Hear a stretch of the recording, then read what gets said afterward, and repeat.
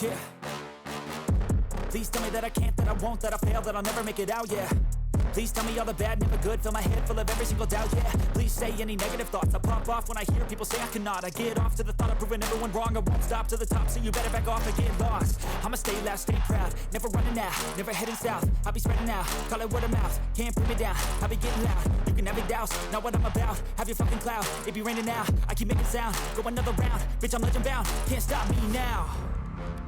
You don't wanna fuck with me, a slow burn like a... What is going on, everyone? And in this video, I'll be giving my UFC 282 main card predictions for the upcoming event taking place this Saturday, December 10, 2022, coming off UFC Orlando 8-6. I didn't make a video. I had the flu. I felt like absolute shit. So unfortunately, I wasn't able to make a video. But I did leave my picks in the community tab. So yeah, if that happens again, always look for the picks in the community tab. I went 8-6. I actually attended that event too. So it was pretty fun. It was a great card. The main card obviously stacked with finishes, and then the preliminary, it felt a little bit long because of decisions, but the main card made up for it. And yeah, a great card overall, great fights, pretty entertaining. So glad that happened.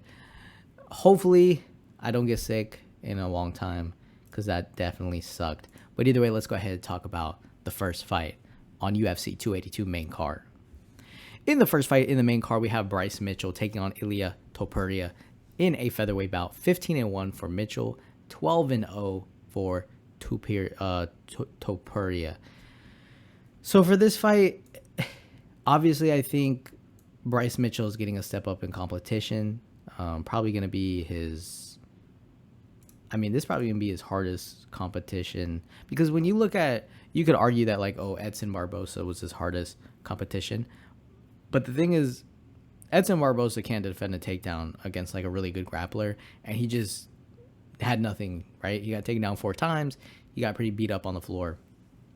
And then I think even because Barboza was so focused on not getting taken down, that's why we saw Mitchell even be able to drop him, right? And it wasn't like, it didn't look like a hard punch, but obviously landed clean, and he was able to drop him.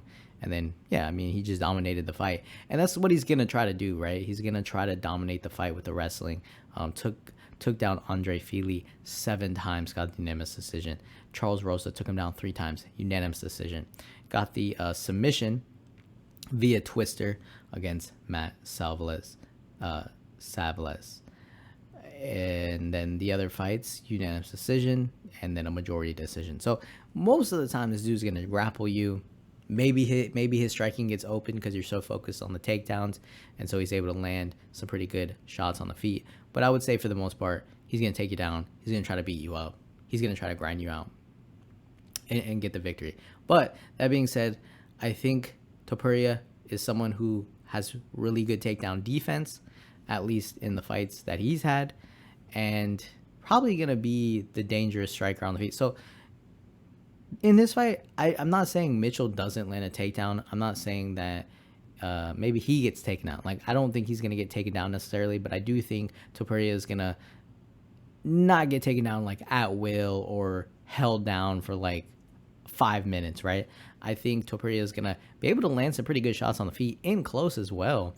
And where Mitchell is going to try to close that distance, Topuria could land some pretty heavy shots inside, man. And if he's able to touch the chin of Mitchell's, he was able to drop Edson Barboza in the last fight, but I still would like to see if Topuria could test his chin. If he could, some of those exchanges, man, I'm not sure Mitchell's going to be able to take some of those shots. So, and then what's going to happen if he can't take some of the shots? He's going to dive in for a takedown. What's going to happen if Topuria defends a takedown and he's a little bit hurt? Is he going to go on the offensive Topuria and then he's going to try to beat him up, right? So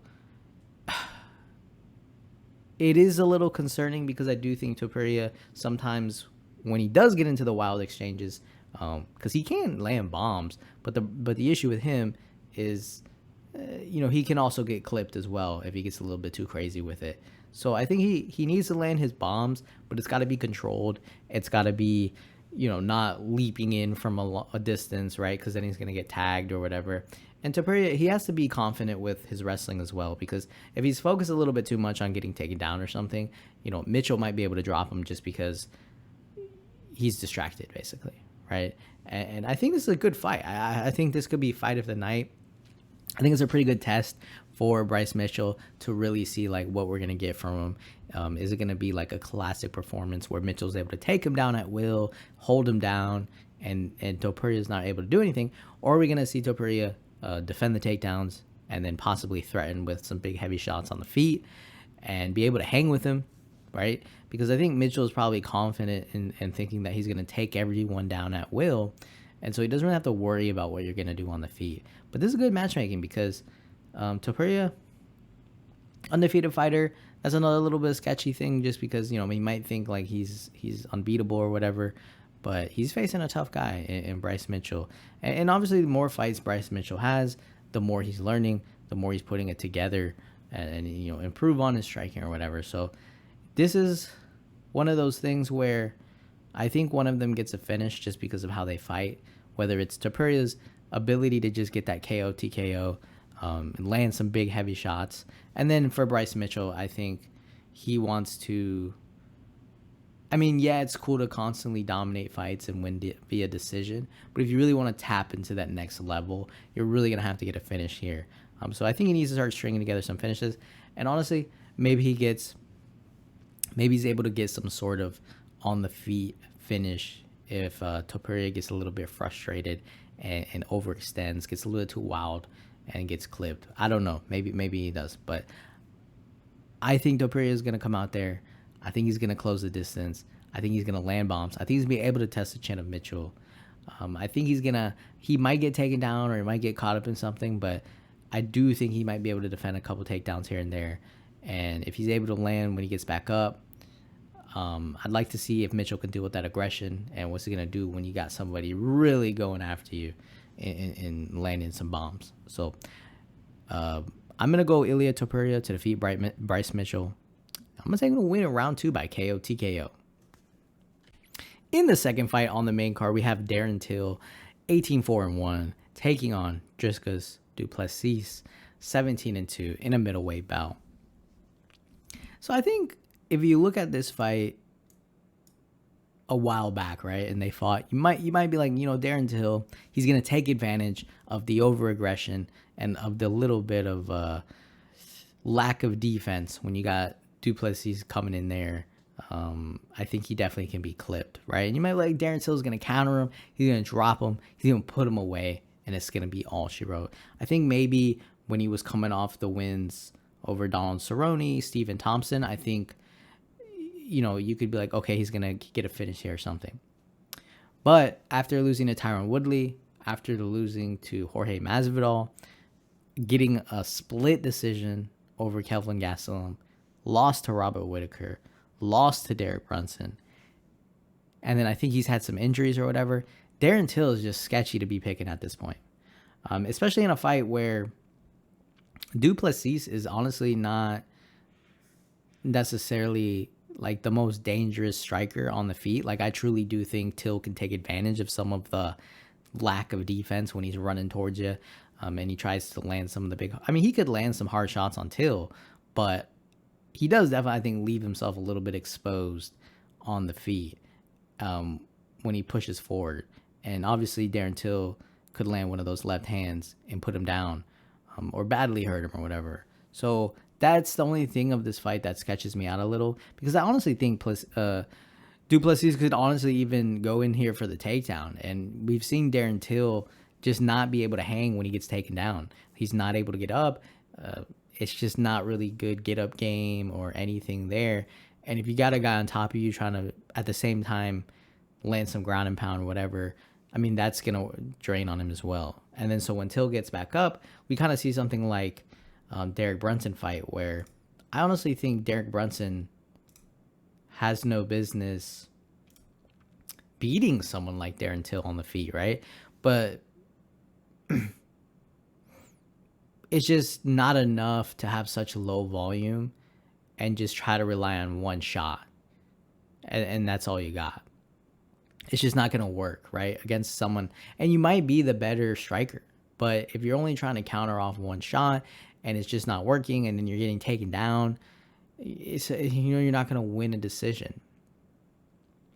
And so for this fight, I don't know what we're going to get from Darren Till. I don't know if he's going to come out, land more volume, not just look for one kill shot, go to the legs, go to the body. Is he going to be able to defend the takedowns? What happens if he just gets stuck on the floor? What's going to happen? So I can't really trust that right now. And like I said, I don't really, it's not like Duplessis is like overly insane, right? It's in his fight against Brad Tavares, at moments he looked a little bit sloppy. He did land more strikes or whatever, but I just think against a better fighter who can take advantage of the running in sometimes with the lack of a defense with his chin up and stuff, I think they could take advantage of it. I just don't know if Darren Till is going to be that guy to do that. But I do think Duplessis has a little bit more ways to win this fight. And like I said, Darren Till, we don't really know what we're going to get from him. He hasn't fought since September 4th, 2021, injuries, whatever. So it's hard to say. And I just I really didn't like how he fought Derek Brunson. I thought he could have really put Derek Brunson away, but instead he kind of just got defeated on the ground and didn't have an answer for it. And then on the feet, he was just trying to land one kill shot, and it just didn't work out for him. So, although I don't think Duplessis is necessarily like the next champion or something. I mean, he might be, who knows. I just think there's a lot of holes in his game, but he can use the grappling. And when they're on the ground, he can probably cause some damage on Till. So, I'm going to go Dricus Duplessis to defeat Darren Till. I'll take a win by decision. In the third fight on the main card, we have Santiago Ponzinibbio, 29-6, taking on Alex Morono, 22-7, in a welterweight bout. And so this is going to be a short notice fight for both fighters. Obviously, Ponzinibbio was supposed to be taking on Robbie Lawler, but unfortunately, Robbie Lawler had to pull out due to illness, whatever. I don't know. So it's pretty short notice. They got Alex Morono in there, and he's a pretty good fighter. Coming off 4 wins.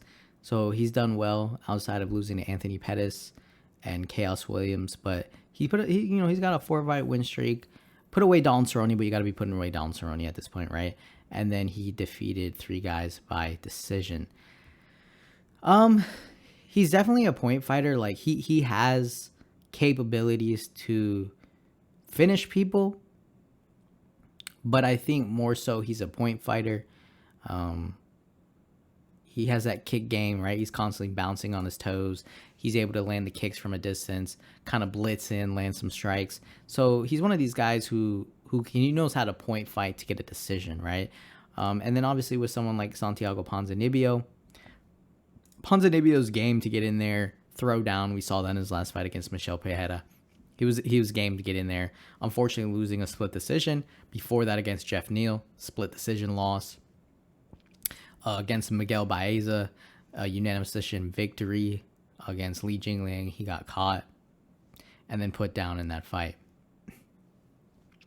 So he's kind of had some tough outings because, like, let's say those split decisions went the other way, he'd have 3 wins in a row. But either way, Ponzinibbio, I think Ponzinibbio, he does stand very heavy on his lead leg. He has good leg kicks, fast punches, good power, not a guy you want to be eating shots from. But in a fight against a guy who's going to point fight, I think he needs to be a little bit more technical in this one. He needs to slow the fight down a little bit. He needs to kind of chop away at Morono, close the distance. Maybe even test the chin of Morono, like try to close the distance. But do it in a way where it's smart, where you're not just brawling, right? You're not just kind of throwing out these long punches. Instead of losing a split decision victory, try winning a unanimous decision victory. And I really think he can do that. I honestly think he could finish Morono. It's just, I don't know if the way they're going to be fighting, if the finish is going to be there, at least not right away. Because I think Morono is going to try to keep the distance, kick him from a distance. He doesn't want to get in close and have Ponzinibbio load up on one of the right hands, right? That's not what you want to do. But Ponzinibbio, pretty good fighter. I think he can attack the legs of Morono, take away a little bit of the jumping around, take away his movement, kind of just press him forward, land heavy shots when he needs to, but don't overextend. Don't get too crazy. This isn't Michel Pereira. This fight is on short notice, right? He was probably training to be in a war, because I mean he was gonna fight Robbie Lawler, who we all know they probably would have gotten into some wild exchange inside like the phone booth, right? Probably would have happened. I honestly think Ponzinibbio probably would have knocked him out, in my opinion, unless Lawler was going to be able to survive or whatever. But Morono on short notice, maybe not on short notice. I would be picking Morono to win a decision here, but because it's on short notice, I mean, it's on short notice for both guys, but I don't know. I just think Ponzinibbio coming in here, being the veteran fighter, and then obviously being able to like maybe slow this fight down a little bit, not get into wild exchanges. I think he's a good fighter, so let's see if he can show that. So I'm going to go Santiago Ponzinibbio to defeat Alex Morono. I'll take him to win by a decision. Then move on into the fourth fight, the co-main event of the evening. We have Paddy Pimblett taking on Jared Gordon. 19-3 for Paddy Pimblett. Lightweight bout, 19-5 for Jared Gordon. So it seems like Bryce Mitchell versus Topuria, where you're finally getting that step up in competition. You're finally getting someone that has been in the UFC. You're also getting someone that people have heard Jared Gordon's name before. So this is a good step up in competition for Paddy Pimblett. How he's gonna fight him. How is he gonna respond in there? It'll be interesting to see. Because I do think Jared Gordon is going to get in his face. He's going to be able to land heavy shots inside. He's going to be able to wrestle. And he's going to keep coming, right? He's going to come forward. He's not going to back off. I don't think he's going to go... he's going to try to take off Paddy Pimblett's head. So is Pimblett going to be able to hang with someone who's going to get inside, who's going to be able to land some heavy shots? What is he going to do? Is he going to... Because Pimblett's striking is kind of sketch, right? And obviously it's improving or whatever, but it is still sketch in my opinion in comparison to Gordon.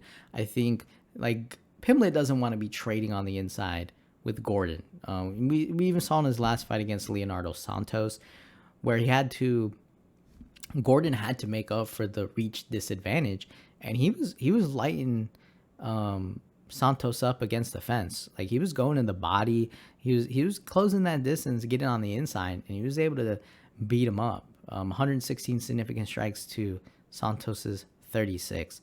So he did a really good job against Santos, and he's gonna need to do that here, right? Bring the aggression, go to the body, back him up against the fence, not just to take him down, but to start lighting him up and see how Pimblett deals with that pressure. Is he gonna fold? Is he gonna, what is he gonna do? Is he gonna fire back but do it in a way that's just sloppy, and then Gordon's able to catch him, knock him out? That could happen here. But that being said, I still think Pimblett he didn't get Jared Gordon his first fight, so he's got 3-0, and in his last fight against Levitt he had to get in there a little bit, defend the takedowns, get out of the submission. He had to work a little bit. And then he was able to get the submission victory, but it wasn't necessarily super easy. And some of his fights, even inside the UFC, they haven't been super clean, right? You can tell maybe a better fighter's gonna expose something, right? But the only thing though is Pimblett, if he's gonna win this fight, it's gonna be because he probably tries to grapple. I don't really see Pimblett why. I mean, maybe he does, but I don't see him getting into a wild exchange with Jared Gordon and then knocking him out or something. I think Pimblett does this methodically, slows the fight down a little bit, maybe tires him out, drags him into the third round, and then he catches him with something, or even the second round, maybe he's able to catch him with something. But like I said, for me, He just needs to tighten the game up. And I'd like to see if Pimblett wins here. I'd actually like to see him win like a unanimous decision. I think that would be pretty good, right? Because he's got 3 finishes. So like, is he looking for another finish? What happens if he doesn't get it?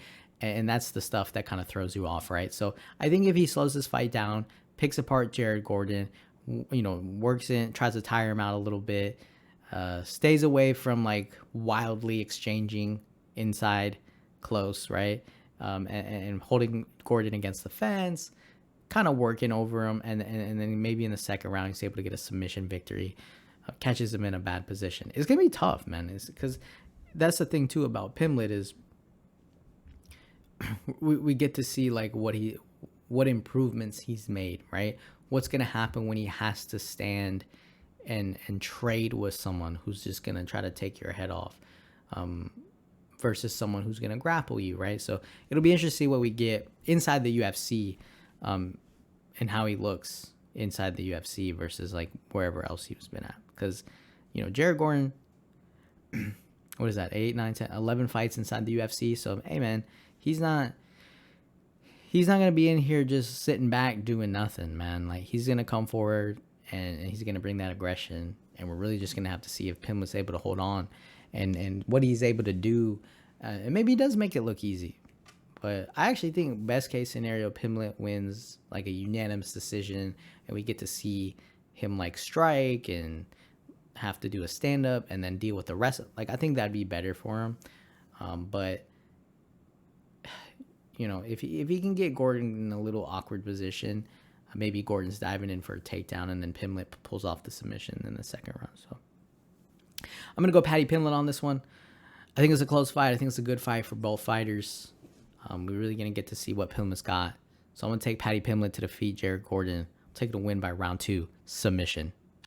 In the main event of the evening, we have Jan Blachowicz, 29-9, taking on Magomed Ankalaev, 18-1, in a light heavyweight bout for the light heavyweight title or interim title. I have no idea. So you had Yuri Prochazka destroying his shoulder. Glover Teixeira didn't want to fight Jan Blachowicz on short notice.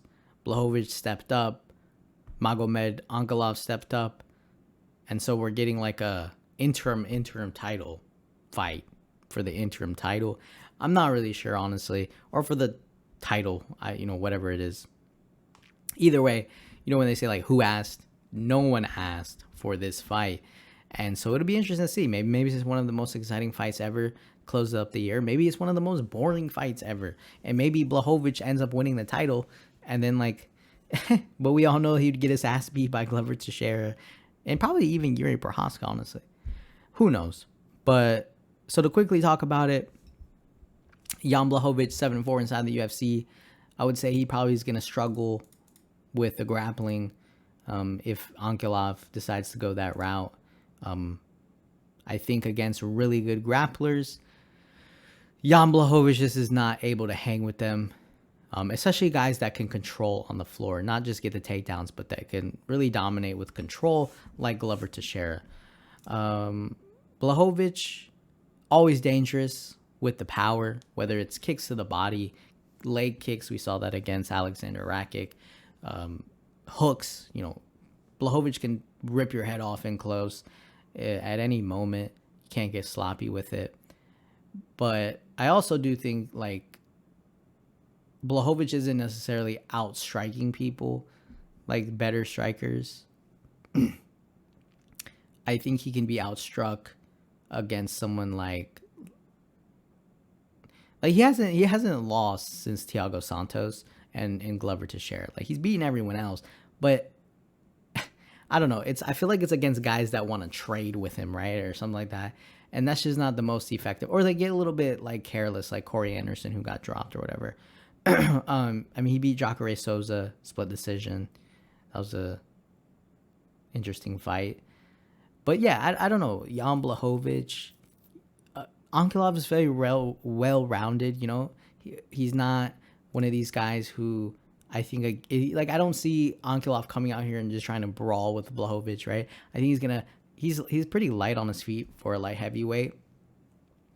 And I can see Ankalaev going for the legs, staying on the outside, trying to pick him apart a little bit. And then maybe when things get a little bit crazy or Blachowicz goes for one of those big shots, he ducks under, takes him down, and then starts to work that game, holds him against the fence. I just think Ankalaev can do a lot more here. And I can see Ankalaev being comfortable winning a decision, right? And so he's not going to rush the KO. He's not going to rush for a submission or anything like that. He's going to be okay just taking him down, holding him down, and kind of stuff like that. Like he did against Krylov, Ozdemir, Santos, right? All three of those guys, very dangerous on the feet. Even on the floor, like Błachowicz, obviously he's not throwing up triangles and winning every fight by that, but you don't want to be reckless, right? You want to take him down and then get submitted or something like that. So I think Ankalaev's going to have to make a pretty big mistake to lose this one. Błachowicz, though, he could land a big shot, or who knows, maybe he kicks the hell out of Ankalaev, or lands the perfect leg kick. Body shot. I'm not sure what he's going to do, but I think more than likely we see Ankalaev kind of slowly take away the fight. And I don't know if he's able to get a decision, just because Blachowicz really needs to be dominated on the ground to get finished. And I just don't know if Ankalaev's going to be able to do that. Like, I think he can take him down, but I just don't know if he's going to do like a Glover to share kind of thing. And then I also don't think he can Thiago Santos him, right, where Ankalaev lands like one kill shot or something. I think he's going to fight this fight smart, and that's going to be a unanimous decision victory. But like I said, Blachowicz, very dangerous, not a guy you want to be, you don't want to give him an opportunity to land one of those shots, right? So you don't want to be diving in sloppily for a takedown. You don't want to rush in on him, overextend and get clipped, because Blachowicz will put you down. And then next thing, then we have Jan Blachowicz, the champion again. Like, who knows, right? But yeah, I'm going to go Magomed Ankalaev. Like I said, I think he's more well-rounded. I think he's going to be pretty dangerous, and he's definitely going to try to land those takedowns and hold them. And like I said, he could win. He could get a submission maybe. He could get a finish, but I think he's going to want to get that decision and fight the smart fight. Now, if the opportunity is there to finish Blachowicz, I'm sure he'll take it, but I think Blachowicz might be able to get up a little bit. And it could be a slower fight, too, just on the feet. No one's really throwing, or it could be a low-volume fight, but we'll have to see. But I'm going Magomed Ankalaev to defeat Jan Blachowicz. I'm going to win by a decision. And so that'll do it, guys, for my UFC 282 main card predictions for the upcoming event taking place this Saturday, December 10th, 2022. Leave your comments down below. Tell me who you're picking. Hit the like button. Hit the subscribe button. We're back. You know what? I'll see you guys in the next video.